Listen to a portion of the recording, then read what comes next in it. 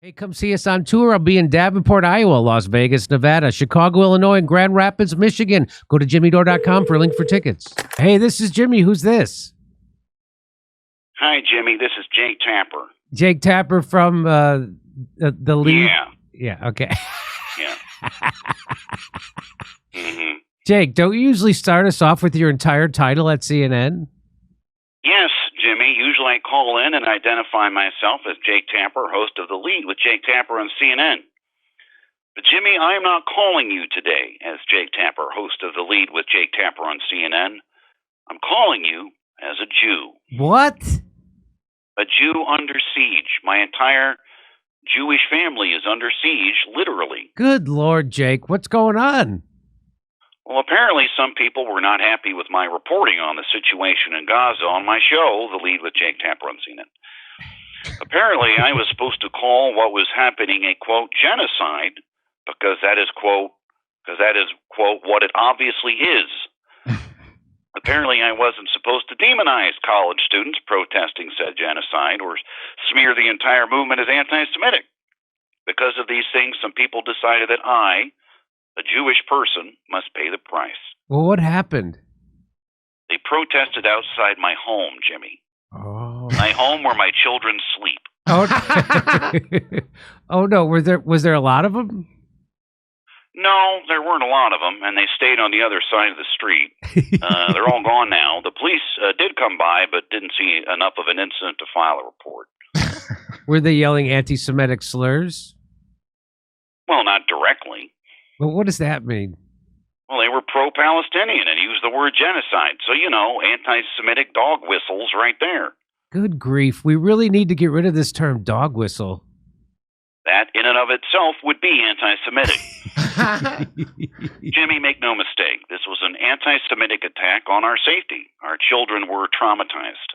Actually, it says here that they were up on your balcony, waving, taunting them, and blaring the national anthem. Well, children exhibit trauma in counterintuitive ways sometimes. These anti-Semitic incidents are on the rise. As it truly pained us to report at CNN, pro-Palestinian protesters targeted a synagogue in L.A. recently. A house of worship, Jimmy, for Jewish people. How is that not anti-Semitic by definition, Jimmy? Jake, as you well know, that synagogue was targeted because it was hosting an event where Palestinian lands were being sold to American Jews. The ousting of Palestinians from their land was being facilitated inside that very building. Jimmy, criticizing how Jews worship, saying ugly things about what goes on in our sacred spaces is the textbook definition of anti-Semitism. Oh, brother. But there is hope on the horizon. Jamal Bowman, anti-Israel congressman from New York, just lost his primary bid to Democrat George Latimer. He won fair and square, indicating that the voters, the American public, have grown tired of all this anti-Israel rhetoric they hear in Congress, in the media, and on college campuses. Okay. George Latimer won because AIPAC poured an obscene and unprecedented amount of money into this campaign to defeat Bauman, and many Americans fear that this is how AIPAC will move forward, surgically removing any congressman not fully on board with the Israeli government. And those Americans would be anti-Semites. Do you see how this works? Yeah, we all see, yeah. Yeah. I'm happy to say, though, however, in a few days, this surge of anti-Semitism just might be quelled. Israeli Prime Minister Benjamin Netanyahu is scheduled to speak before Congress. Once he lays out to the American people, once and for all, Israel's case for prosecuting the war in Gaza as they have, and holding the American government to account for withholding much-needed munitions, the public will finally see the error of their anti-Semitic ways. You know, many Americans feel that a foreign leader has no place delivering an address to both houses of Congress. That would be better suited for the United Nations, right? Well, Jimmy, what do you think I'm going to say about that? Can you take a guess? Hell, I'll give you 3 guesses, but something tells me you're going to get it right on the first one. Yeah, it's anti-Semitic, blah, blah, blah, right? Jimmy, we are well aware that long ago we painted ourselves into a corner where we had to declare even the most reasonable positions critical of Israeli actions as anti-Semitic. to the point now where they beggar belief. The logic twisting and semantic gymnastics required is ridiculous. But we're up for the challenge.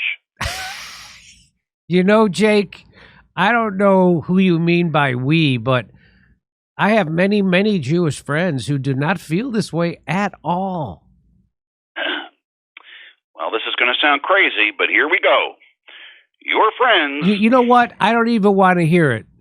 I'm sorry if people yelling at your house has caused you and your family trauma. I really am, but it really doesn't compare to the suffering in Gaza that you refuse to properly categorize as ethnic cleansing at the very least. We got to go. Goodbye, Jake.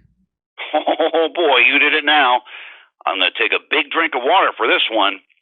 Hold on. I said goodbye, Jake. Hey, come see us on tour. I'll be in Davenport, Iowa, Las Vegas, Nevada, Chicago, Illinois, and Grand Rapids, Michigan. Go to jimmydore.com for a link for tickets.